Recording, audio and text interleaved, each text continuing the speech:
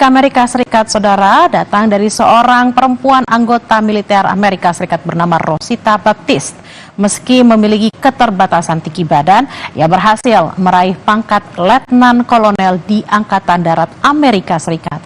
Berbagai pengalaman menarik dan traumatis dialaminya selama menjadi anggota militer Amerika Serikat. Salah satunya adalah saat peluru hanya melesat sedikit saja dari kepalanya. Keterbatasan tinggi badan tak menghalangi karir militer perempuan diaspora Indonesia di Amerika Serikat.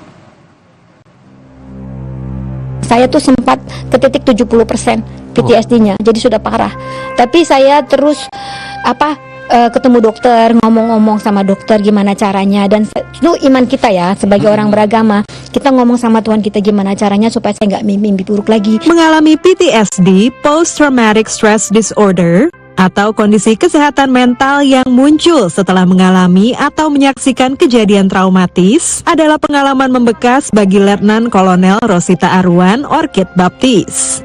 Nyaris terkena peluru nyasar saat ditempatkan di Baghdad, Irak. Rosi, demikian ia biasa disapa, adalah perwira militer AS. Kalau ngelihat angle-nya, kalau ngelihat sudutnya semuanya memang harusnya kepala saya yang kena. Diaspora Indonesia lulusan Fakultas Hukum Universitas Sumatera Utara ini pindah ke South Carolina tahun 2000 karena menikah dengan pria warga AS. Pertama kali saya kerja harus bersihin restroom, saya nangis. Setelah beberapa bulan bekerja menjadi kasir di restoran cepat saji dan tos serba, Rosi mencoba melamar ke Angkatan Darat AS. Nggak mungkin lah, masa punya gelar sarjana hukum, kerjanya begini-begini aja, ya kan? So saya kepikiran, suami saya kebetulan dia juga dulu di Angkatan Darat Amerika. Dia bilang, kenapa kamu nggak gabung ke Army aja? Mereka nggak bakal tanya udah punya pengalaman kerja apa belum. Gagal ujian tertulis pertama tak membuat Rosi patah semangat. Ia belajar keras mengikuti ujian kedua dan lulus, demikian juga dengan ujian fisik. Tapi karena saya bukan warga negara Amerika, saya hanya boleh memilih beberapa jenis pekerjaan. Jadi pilihan yang mereka kasih cuma jadi supir, montir, tukang masak, dan saya pilihnya montir, mekanik. Maka Rosi pun masuk sekolah mekanik di Fort Jackson, South Carolina.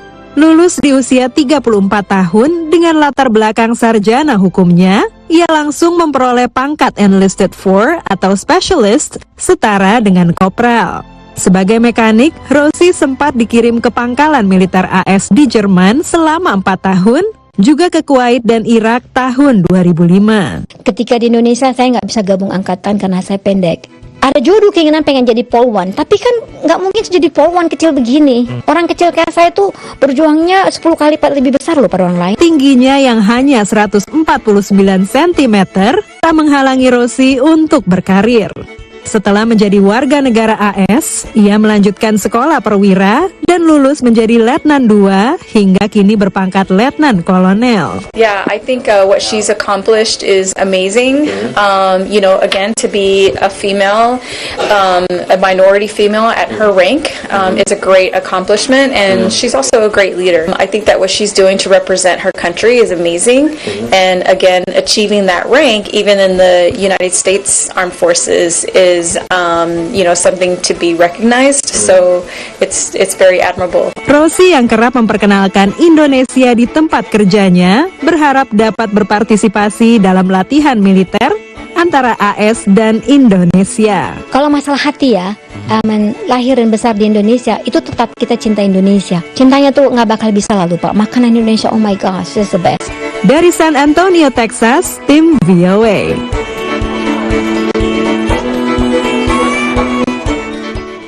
Bertujuan memperkenalkan